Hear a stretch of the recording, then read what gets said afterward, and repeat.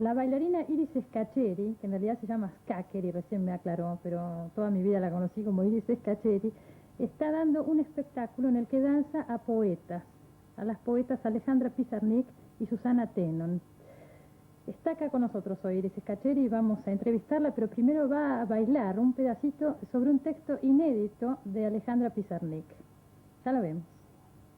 Levántate y anda, bestia con memoria, memoria llagada, recuerdo de sangre. Levántate, desconocida con alas de arpillera, vuela cargada de piedras por la tierra silenciosa. ¿Es el desierto entonces?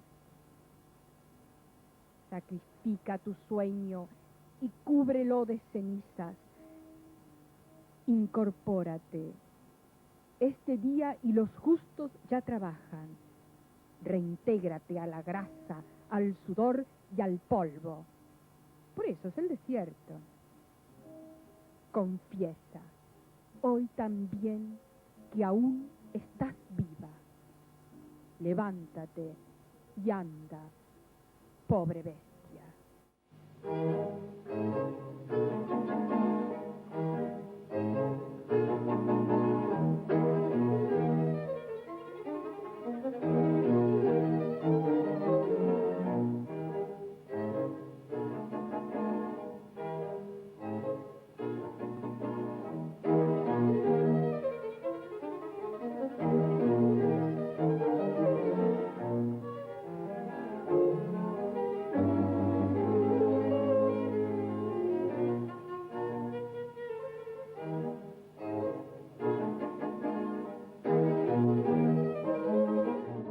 Teri, vamos a charlar un ratito.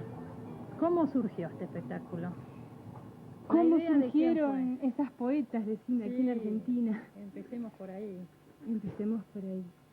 Mira, surgió, en realidad, el personaje que cumplo es un personaje cómico, que no entiende mucho el drama. Es mi quinto Humanidad, donde nace en el baño. Porque mira, en realidad el espectáculo empieza así. Lavándose la cabeza, Dice, ay, ¿qué dicen estas mujeres? ¿Qué piensan estas mujeres? Ay, Violeta, ay. Tu paso, nunca otro, y tu boca roída por el viento, criatura individual, en un mundo de nombres que ya apenas pronuncias y que apenas te hieren. Dulce materia, viva en tierra enferma, criatura individual entre flor y flor oscura, tu paso, nunca otro, y tu boca roída por el viento. Szkakery. La relación entre Susana Tenon e Iris Szkakery es seguramente relevante para ambas en su devenir artístico, pero me parece que sobre todo los logros podemos observarlos en la transformación de la escritura de Susana Tenon, que tuvo que atravesar otras disciplinas para poder continuar su camino. Y es a través de la fotografía y del silencio y del recorte, del trabajo con el diafragma de la cámara y la selección obsesiva de aquello que queremos elegir. Y por otro lado, la fotografía le permite acercarse a Iris Szkakery, a la danza, a la música, al movimiento. Eso que en los 3 primeros poemarios, según la voz poética, aparece cercenado en la nueva estética que va a ser publicada en Distancias en 1984. Aparece de un modo totalmente disruptivo. La sintaxis y las palabras aparecen rotas, quebradas, y entonces se produce un giro copernicano en su escritura y en la poesía argentina y latinoamericana. Iris Szkakery, la bailarina argentina que regresa de su 4ª gira por las capitales de Europa, se presenta ante el público de su país en una creación que le pertenece. Dice Iris Szkakery: digo porque lo siento y porque lo conocemos a través de la historia, que la danza fue el medio de expresión más simple, directo y profundo del hombre, y quiero, en mi tiempo, en este difícil tiempo, volver a demostrarlo.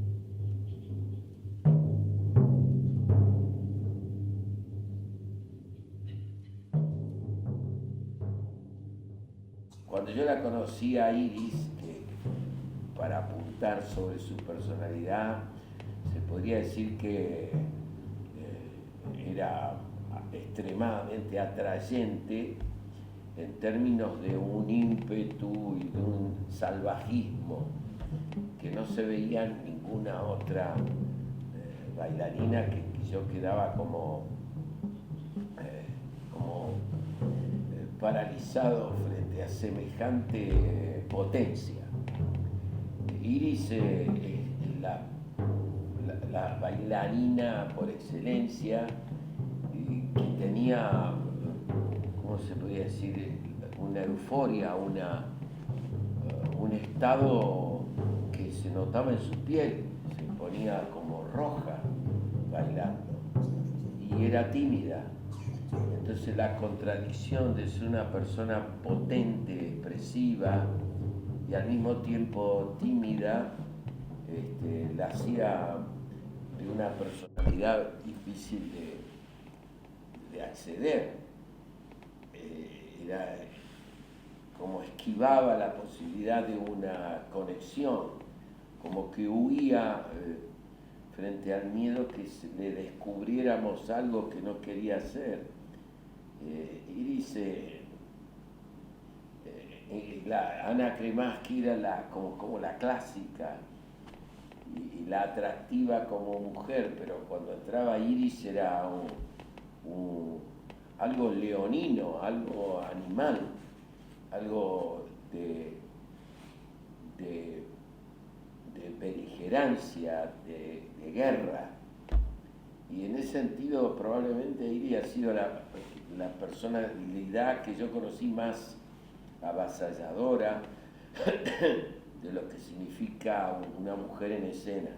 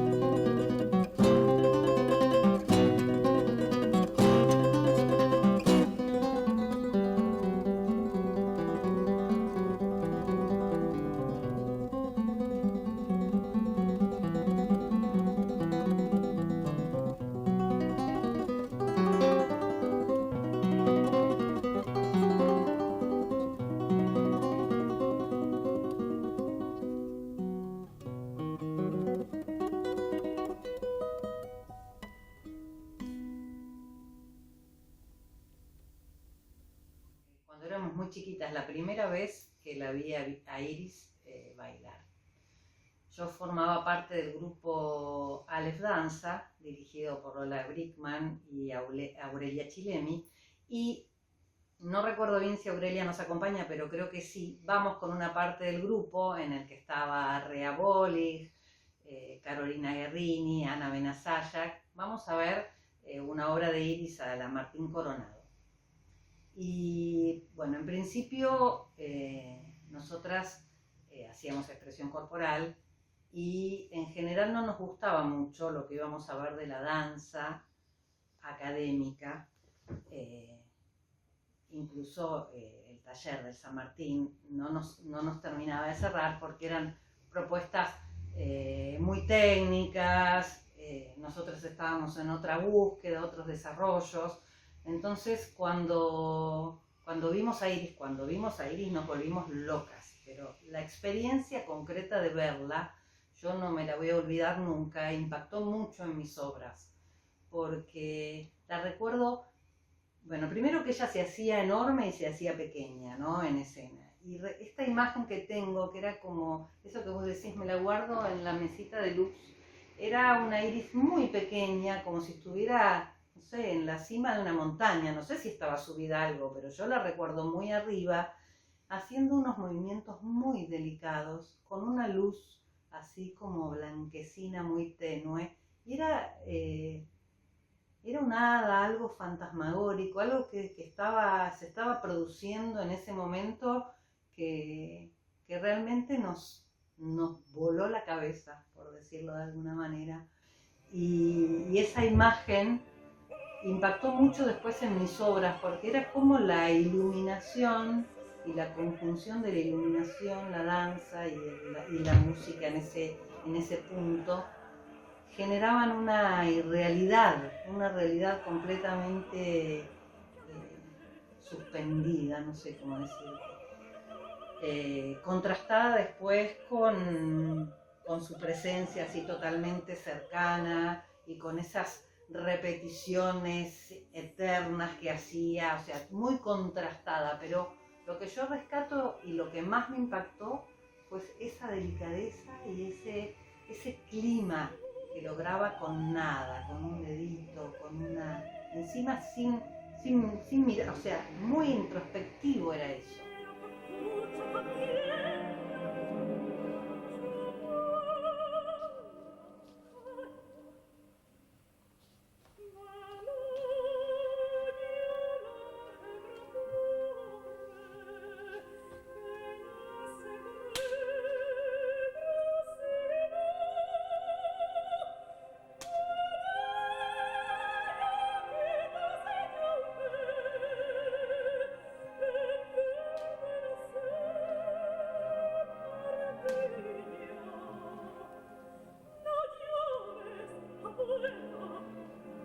Después de esa función, las 4 que estábamos ahí, estábamos locas, porque era la primera vez que la veíamos, teníamos 16, 15 años, 17.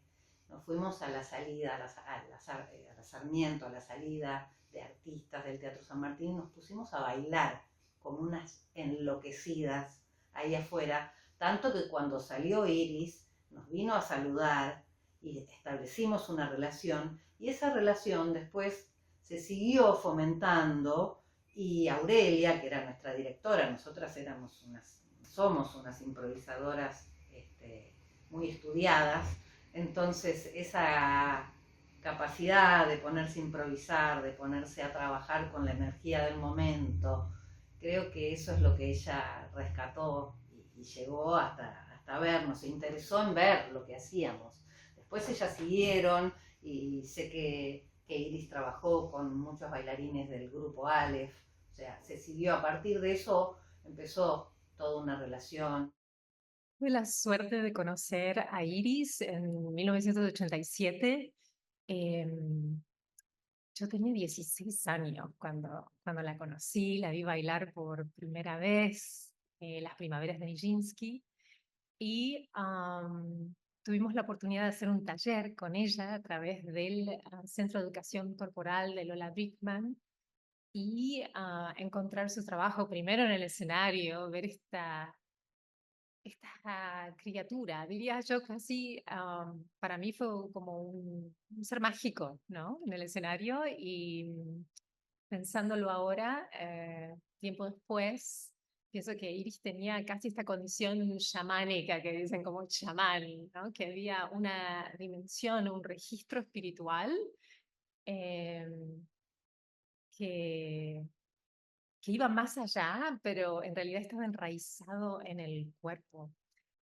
Esta profunda conexión con la naturaleza, ¿no? Con lo humano más allá de lo cultural, lo humano antes de lo cultural, lo humano animal en el sentido más profundo, ¿no? De conexión al universo, es un misterio del universo. Y había algo bellísimo que era inesperado, mágico, y creo que lo más increíble es que todo el mundo se acuerda de haberla visto bailar, ¿no? Como la memoria adquiere casi como un poder, ¿no? La memoria de la experiencia de haberla visto bailar.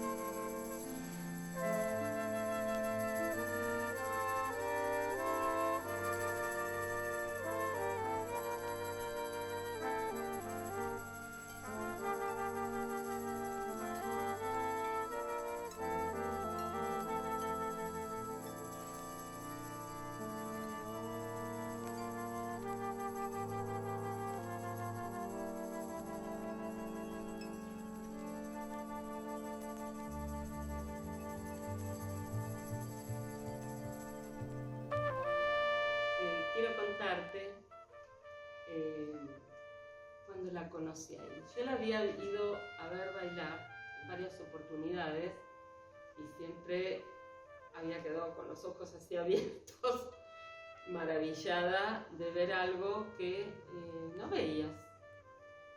¿Sí? No es que iba a ver muchos espectáculos, pero veía algo que no terminaba de saber por qué me impactaba tanto, por qué me había impactado tanto. Entonces, una vez voy a verla al teatro, bailaba Las Primaveras de Nijinsky. La estabas viendo bailar en un punto del escenario y de golpe aparecía en el otro, y de golpe estaba ahí abajo, y de golpe eran como escenas, ¿sí? Cada una rica en sí misma, que se iban sumando, y vos como espectador estabas bailando también en la butaca. Eso es lo que yo hacía, transmitía tanta energía, ¿sí?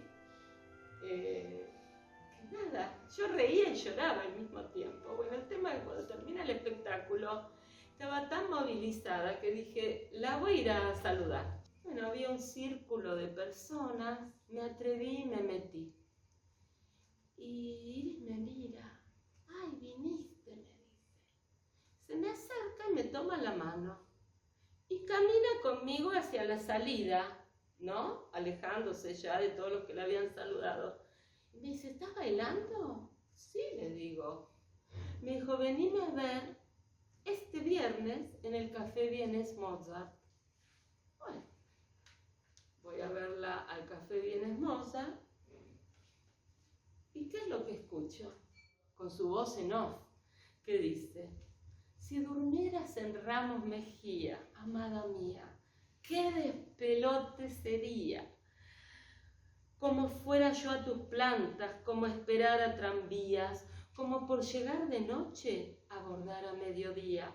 Qué despelote sería, con tu abuela enajenada, con tu hermana y sus manías, con tus primos capitanes haciéndonos compañía. Qué despelote sería, con tu madre en la ventana, con tu madre noche y día, con tu madre que nos tiende su cama llena de hormigas. Qué despelote sería. Bueno, así sigue. Y bailaba en un espacio que medía 2 por 2, más o menos. Me esperó a la salida. Me dice, Elena, ¿qué haces mañana a la mañana? Nada, le dije. Me dice, bueno, me dio un papelito. Me dice, te espero acá. Venite mañana. En ese departamento éramos 4 personas, Jimena Paz, Ricardo Ale, Nicolás Soric y yo. Era lo que recuerdo en particular, eran sus clases. Creo que quizás eso con todo el mundo, pero quizás también por ser la más chica, quizás la menos preparada para este tipo de trabajo. Ella ofreció clases individuales, sin intercambio monetario. Había que ir a su casa, mover alguna mueble y el trabajo de las clases era distinto al trabajo de ensayo. El trabajo de ensayo ella mostraba, pero en las clases eran guiadas verbalmente, de otra manera, y siempre empezaba con un trabajo anatómico, ¿no? Entiendo que ella había estudiado con Inspirtal y también creo que había elaborado su propio método. Entonces había una precisión anatómica que no era biomecanicista, pero que era una precisión de saber de dónde viene el movimiento, de dónde uno encuentra el apoyo. Entonces me enseñó una manera de trabajar, y eso es hasta el presente, hasta el día de hoy. Se siente hasta el presente, ya no está, pero está esa manera de trabajar arraigada en el cuerpo, y también que involucra el estado psíquico, ¿no? Un estado psíquico basado en la imagen o buscando la palabra. Trabajar con Iris era estar constantemente en el cuerpo interdisciplinario, digamos, ¿no? Ahí empezamos. Nos llevó primero a bailar autorretrato en el Café Vienes Mozart, y ahí estuvimos todos los viernes. Y después con el tiempo yo entendí que esa danza que nos mostró, que es dentro de la obra Oye Humanidad, había una danza que se llamaba Gira Gira, y esa danza la bailaba Dore Hoyer y se la había enseñado a Iris Skakery, e Iris nos las estaba pasando dentro de esta obra Oye Humanidad, autorretrato, a nosotros. Dore Hoyer, que también tenía lo suyo, que se violentaba con la falta de invención en los bailarines, y eso es lo que más me enseñó a mí en mi carrera, de no someterme a aquello que no tuviese una idea de invención, de distinto, de ocurrencia, de truba y de hallazgo. Y Dore, en ese sentido, no teniendo el lenguaje que necesitábamos para trabajar, se violentaba con hacerse entender lo que buscaba, que no era nada más que cada uno de nosotros pudiese inspirarse. Y la Iris era como una correspondencia frente a eso, muy difícil de hallar. Hasta hoy yo no vi bailarines o bailarinas que tengan esa furia que probablemente Bauhaus y otras coreógrafas proponían pero no asumían. Ella asume el espacio como el desorden de su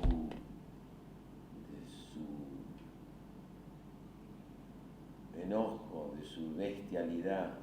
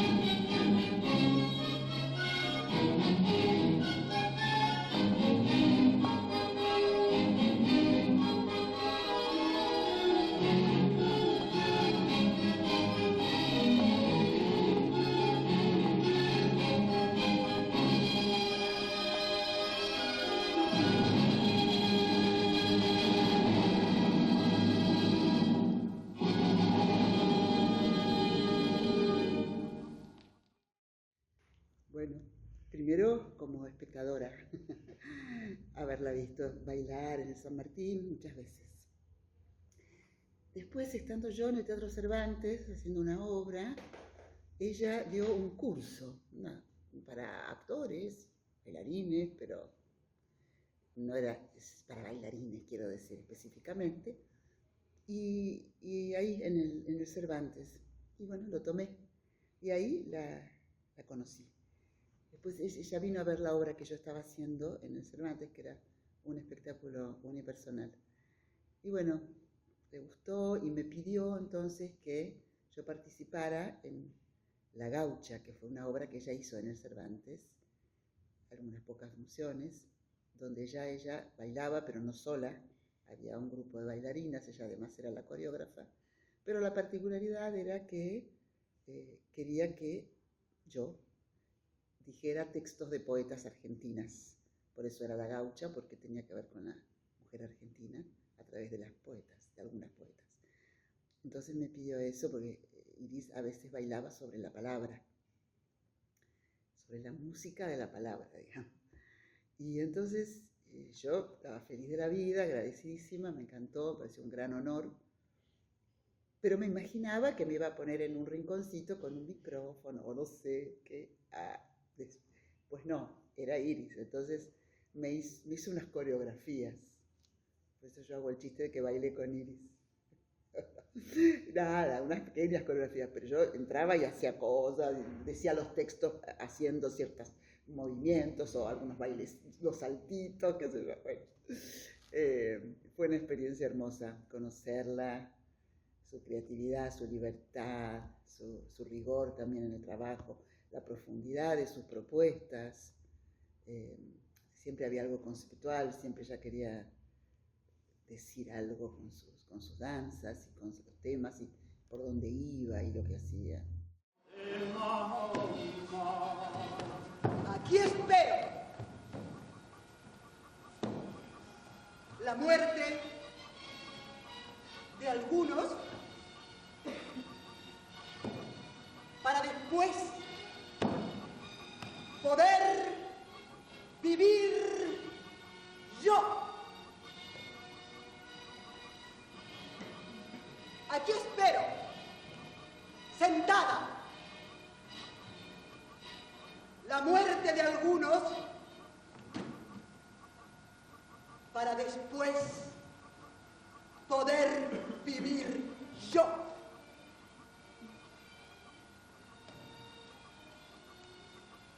Pero a mi hijo lo dejaré entrar y le compraré el mundo porque soy una triunfadora. ¿Por qué? Y le compraré el mundo porque soy una triunfadora y le compraré. Seguid, no oyas.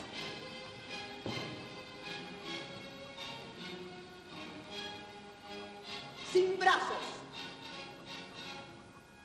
sin piernas, sin corazón. Si tengo que pisar, piso. Y no me daré vuelta para ver su llanto o su muerte. Seguid, no oyas. Seguid, no oyas. Aquí espero. Seguid. La muerte. Seguid, no oyas. La muerte de algunos para después, seguid, poder vivir yo. Yo. Yo. Yo. Seguid. No oyas. Seguid.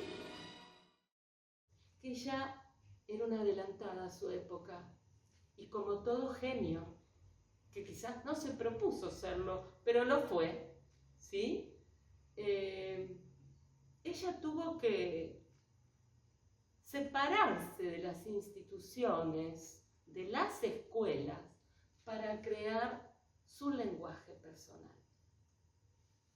Entonces, su escuela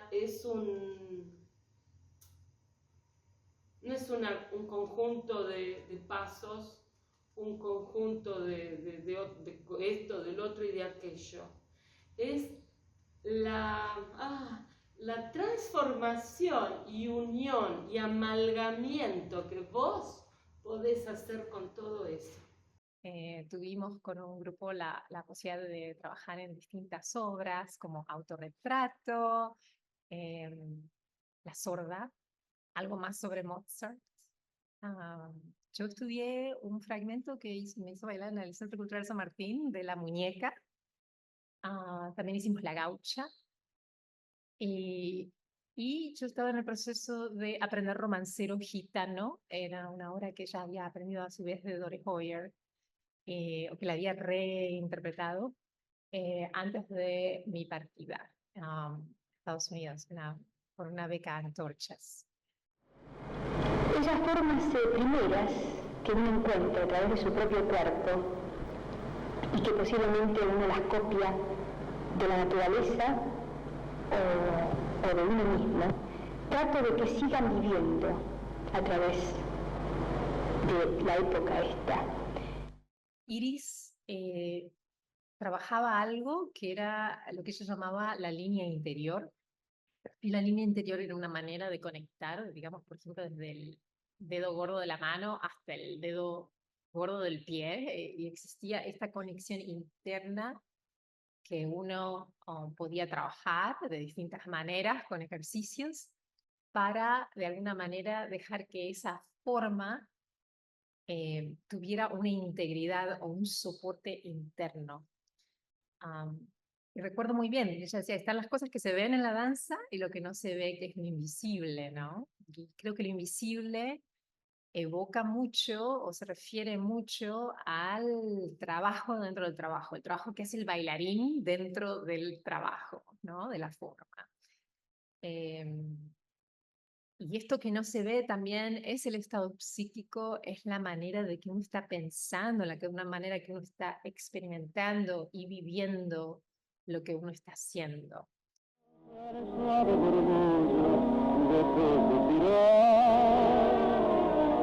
Como ríe la vida y tus ojos negros me quieren mirar.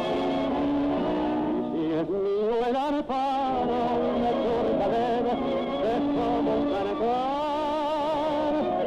Venga quieta mi herida, todo quiero ti.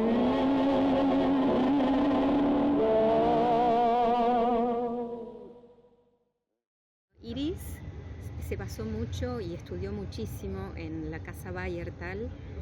Ella estudió a fondo esa técnica y es increíble cómo esa técnica trabaja desde un estado de conciencia, o sea, es una gimnasia consciente donde se trabaja cada componente anatómico en particular dentro de la totalidad, y cómo el movimiento de esa partecita, el movimiento tiene una energía, y después cómo trabajar el cuerpo total con la conciencia de todo ese trabajo particular que se hizo con la punta del omóplato, con la punta de la cresta del ala ilíaca, con la rodilla, con el movimiento de la pelvis. Y por otro lado, el trabajo de Fedora, que es un trabajo que trabaja la energía, pero que se trabaja desde el mismo estado de conciencia. Es como una elevación, diría yo. Es realmente una elevación, como pensar desde el cielo. Y desde ese cielo contemplar al propio cuerpo en movimiento y en la energía del movimiento. Iris decía, el movimiento tiene un principio, un desarrollo y un final, y contiene una energía. Pero la energía no termina donde termina el movimiento. La energía termina mucho después, mucho más allá. El grupo se llamaba Antidanza. Porque en realidad no era que no era danza, ella estaba en contra de lo establecido, de la danza adocenada, del movimiento sin sentido. O sea, porque en general uno ve cuando la danza no es danza, es simplemente decorativa. Entonces se encontraba con un vacío, entonces a eso se refería con la antidanza. Bueno, si eso es la danza, nosotros hacemos la antidanza, que es la verdadera danza, que es la expresión del cuerpo, no solamente el hecho acrobático o estético. Había mucha repetición, pero la repetición era una repetición que era una manera de abordar nuevamente la forma o la frase que ella ofrecía, pero abordarla desde otro ángulo. Podía ser desde que, bueno, ahora nos tiramos al piso y sentimos el omóplato, y es del punto bajo del omóplato que vas a levantar el brazo, ¿sí? Si el color es violeta, ¿no?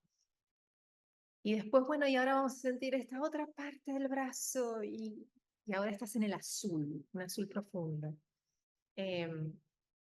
Entonces había siempre una constelación multisensorial de la apreciación del movimiento, de la interioridad, y también una precisión extrema de los apoyos, de hasta dónde, de los giros. Recuerdo muy claramente esta técnica de todo cambio pasaba a los 45 grados. Entonces nunca se veía el giro completo, o era más de uno, más de dos.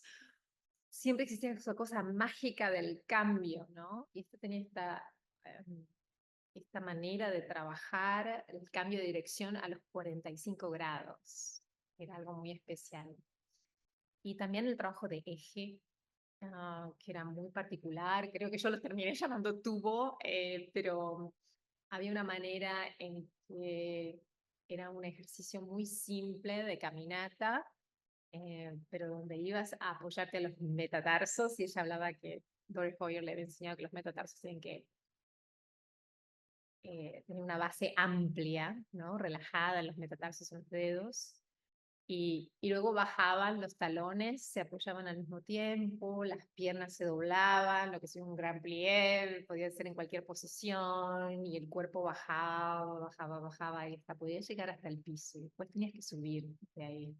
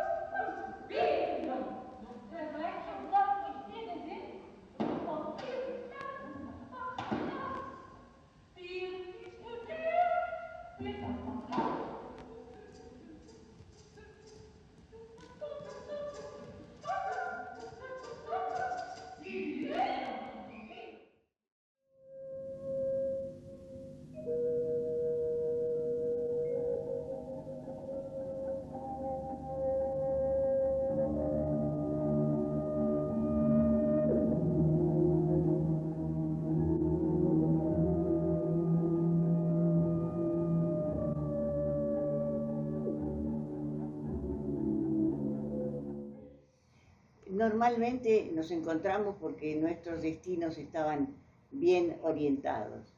Ella estaba en el campo de la danza de vanguardia y yo estaba en el campo de la música de vanguardia. Entonces era lógico que nos tendríamos que encontrar.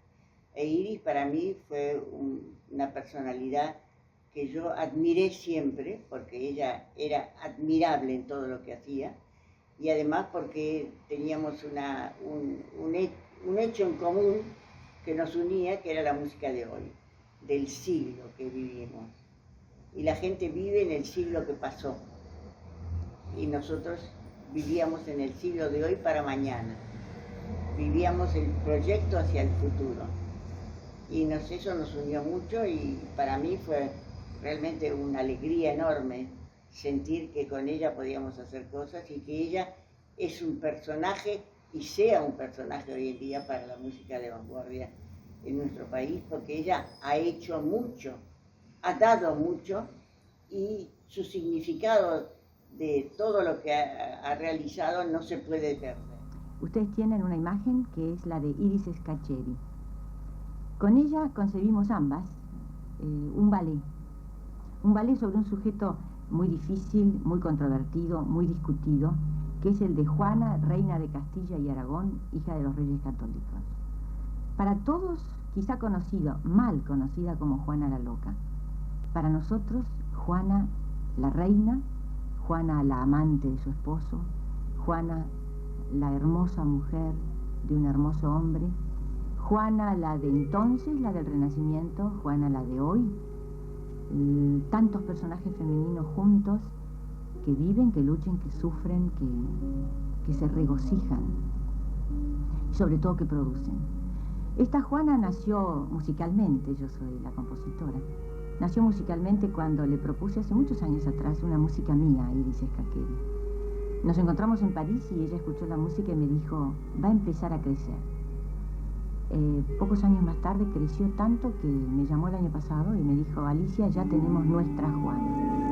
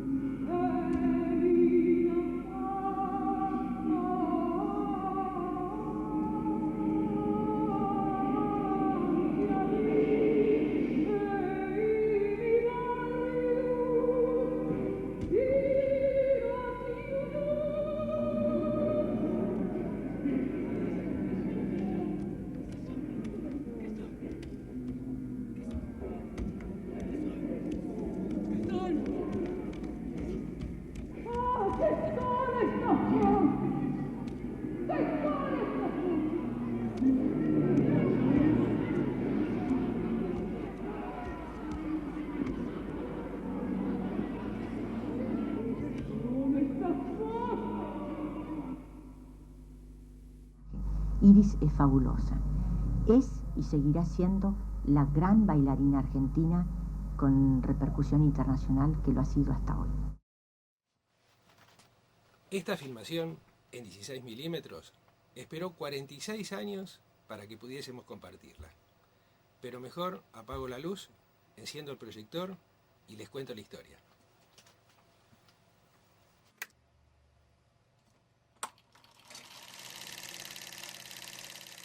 En el año 1965, hacía un año que había terminado el secundario. En ese momento ya me había volcado al mundo sonoro a partir de composiciones electroacústicas. El realizador platense Jorge Kahn me convocó para integrar un equipo de filmación en la parte de sonido. Se trataba de realizar un documental en 16 milímetros sobre la bailarina Iris Scaccheri. Los planos de danza se realizaron en el Parque Pereira Iraola, de día, por razones de espacio e iluminación. A partir de ese encuentro con Iris, tuve la posibilidad de elaborar y armar las bandas sonoras de Hoy Humanidad, Se hizo carne y tantas otras. En el año 1982, es decir, 17 años después, enterada Iris de mis actividades en cine, me dijo: Julio, no tengo un documental sobre mi trabajo. ¿Lo querés hacer vos? Porque el arte de una bailarina no es como la de un pintor, escultor o músico, que su obra queda. La de una bailarina es cuando baila. Así que, ¿querés o no querés? A lo que yo le contesté, por supuesto. Bien, respondió Iris. Las condiciones son: un día antes instalás las luces, cámara, sonido en mi estudio de la calle 10 en La Plata. Hacemos un pequeño ensayo de puesta y al día siguiente haces el registro desde las 10 de la mañana hasta las 10 de la noche. ¿Sí? Así que gracias a esas decisiones, la de Jorge Kahn en el 65, la de la profesora Lucy Lanfrid en conservar ese material y la de Iris en el 82, es que podemos seguir disfrutando de su arte.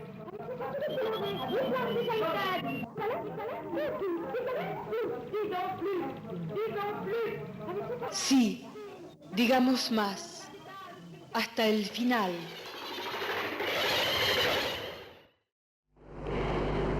Cuando me preguntan qué pasa con Carmina Burana,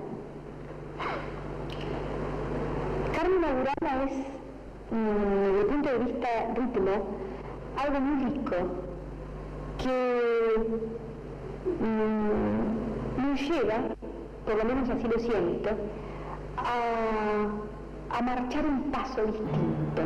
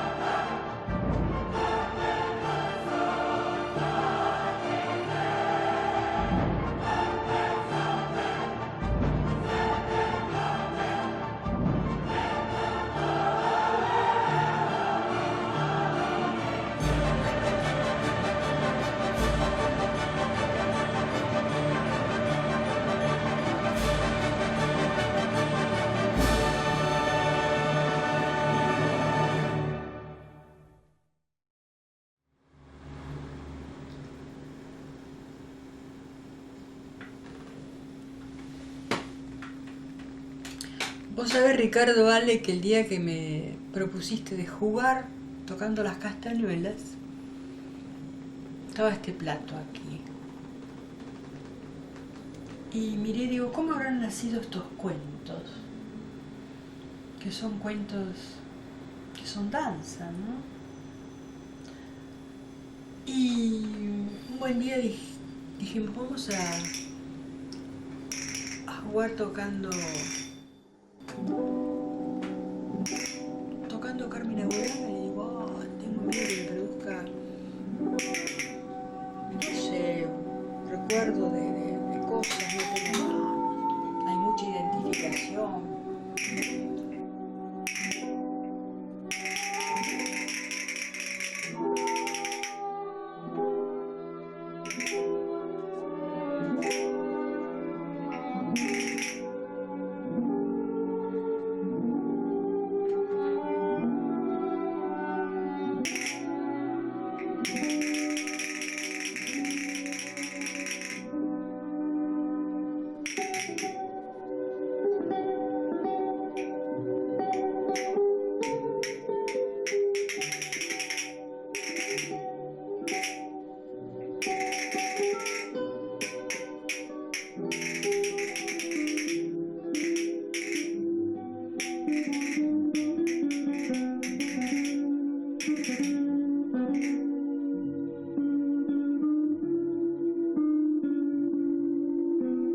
pronto empezaron a nacer los personajes en mí.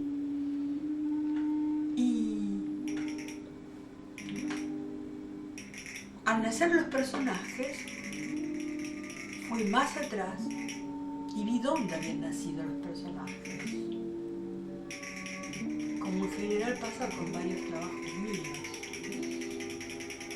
¿Por qué hoy hacía esta danza? ¿Por qué al otro día hacía la otra? No la hice entera, sino que fueron apareciendo los personajes. Después que los hice, vi que la primera danza era indudablemente la vida.